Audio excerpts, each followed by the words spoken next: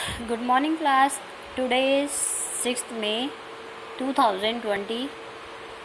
आज आपका chapter 3 credit instrument मतलब साख पत्र स्टार्ट करेंगे। देखिए इसमें साख पत्र का अर्थ। साख पत्र उन प्रलेखों को कहते हैं जो भविष्य में प्राप्त होने वाले भुगतान को सुरक्षित करते हैं तथा नकद भुगतान की समस्या को हल करते हैं। अन्य शब्दों में साख पत्र से अभिप्राय उन सब नोटों, पत्रों या प्रलेखों से होता है जिनका साख मुद्रा के रूप में प्रयोग किया जाता है। ठीक है, कौन कौन से होते हैं साख पत्रों के विभिन्न रूप होते हैं। चेक, विनिमय पत्र, हुंडी, प्रतिज्ञा पत्र, ऋण स्वीकृति, बैंक ड्राफ्ट, कोषागार विपत्र, साख प्रमाण पत्र, यात्री चेक आदि।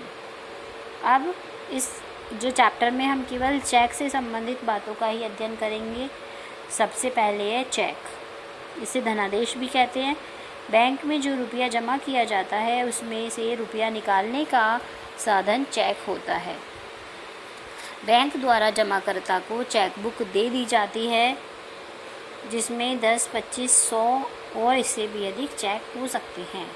चेक एक लिखित आदेश होता है और उसे ही बैंक पर लिखा जाता है जिसमें ग्राहक का रुपया जमा होता है। चेक की परिभाषा। चेक को हिंदी में धनादेश कहते हैं। ये लेखक के हस्ताक्षर युक्त एक शर्त रहित लिखित आज्ञा पत्र होता है जिसमें बैंक को यह आज्ञा दी जाती है कि उसमें लिखित व्यक्ति को उसके आदेशानुसार किसी अन्य व्यक्ति को या धारक को मांगने पर रुपया भुगतान करे, निश्चित धनराशि का भुगतान करे। डेफिनेशन दी हुई है इसकी। विनिमय साध्य विलेख अधिनियम की धारा 6 के अनुसार चेक एक विनिमय पत्र है जो किसी विशिष्ट बैंक पर लिखा जाता है और मांग पर भुगतान योग्य होता है। मोस्ट इम्पॉर्टेंट डेफिनेशन है, इसे अच्छे से लर्न कर लेना और 4 बार लिख कर भी देखना। वैसे आपने ये लास्ट ईयर में पढ़ी होगी 11th क्लास में, तो आशा करती हूँ कि ये डेफिनेशन सबको याद होगी। उसके बाद चेक के लक्षण।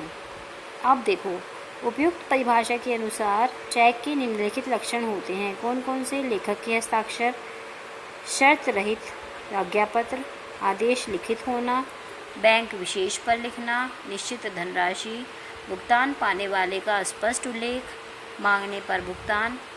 ये 8 पॉइंट हैं, चेक के लक्षण या विशेषताएं हैं ये भी इम्पॉर्टेंट टॉपिक है आपका।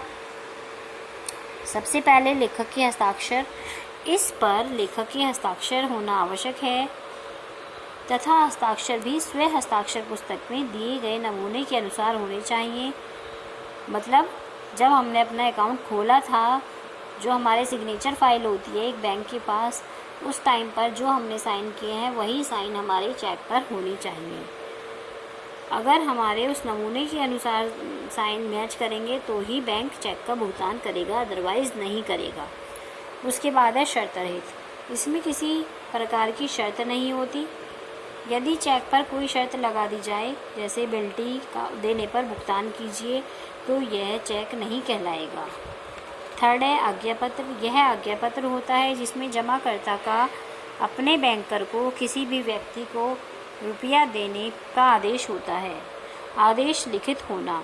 यह आदेश लिखित होना चाहिए, ना कि मौखिक। मौखिक आदेश होने पर वह चेक नहीं कहलाएगा। मौखिक मतलब मुंह से कहने वाला आदेश। चेक अगर हम लिख रहे हैं तो वो तभी चेक कहलाएगा। अगर हम मुंह से कह देंगे तो बैंक को मुंह से ऐसे ही बोल देंगे कि हम इस आदमी को इतने रुपए दे दो, तो वो चेक नहीं कहलाएगा। बैंक विशेष पर लिखना। चेक उसी बैंक के लिए आदेश होता है जिसमें ग्राहक का रुपया जमा होता है। इसमें बैंक विशेष का नाम नहीं लिखा जाता क्योंकि बैंक का नाम तो चेक पर ऑलरेडी प्रिंटेड होता है, मुद्रित होता है। यदि वह आदेश किसी अन्य संस्था के नाम लिखा जाता है तो वह चेक नहीं कहलाएगा। उसके बाद है निश्चित धनराशि। यह रुपए की एक निश्चित रकम का भुगतान करने का आदेश होता है। यह रकम अंकों तथा शब्दों दोनों में समान होनी चाहिए। उसके बाद है भुगतान पाने वाले का स्पष्ट उल्लेख। इस पर उस व्यक्ति के नाम का स्पष्ट उल्लेख होना चाहिए जिसे उस चेक का भुगतान होना है। यदि लेखक स्वयं भुगतान लेना चाहता है तो उसे पे टू सेल्फ लिखना चाहिए। मांगने पर भुगतान। बैंक को चेक का भुगतान उसी समय करना पड़ता है जब चेक उसका खिड़की पर भुगतान करने के लिए प्रस्तुत किया जाता है। अब देखिए चेक के पक्ष। चेक के 3 पक्ष होते हैं वैसे तो, लेखक, बैंक और अदाता। लेखक कौन होता है? जो चेक लिख रहा है और जिसका रुपया बैंक में जमा होता है। एक होता है बैंक और तीसरा होता है अदाता, जिस व्यक्ति को चेक का भुगतान प्राप्त होता है। यदि चेक लिखने वाला और पाने वाला दोनों एक ही व्यक्ति हैं तो चेक के केवल 2 ही पक्ष रह जाते हैं। चेक का नमूना। ये चेक का नमूना आप बहुत अच्छे से पढ़ेंगे, इससे बहुत इम्पॉर्टेंट है ये नमूना चेक का आपके बोर्ड के एग्ज़ाम के लिए।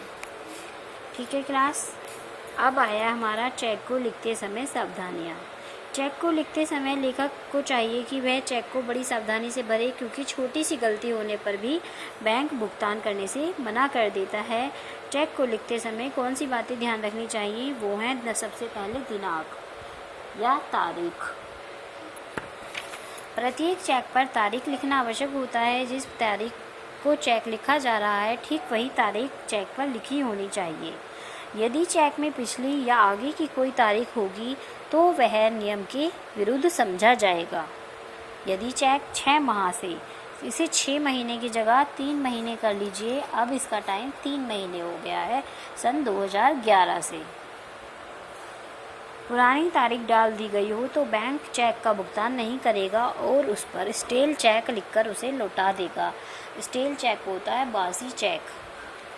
इसी प्रकार यदि चेक पर आगे की तारीख पड़ी है तो जब तक वह तारीख नहीं आ जाएगी बैंक चेक का भुगतान नहीं करेगा। नेक्स्ट है पाने वाले का नाम। यदि चेक का भुगतान वाहक को होना है तो पाने वाले का नाम चेक में लिखना आवश्यक नहीं होता।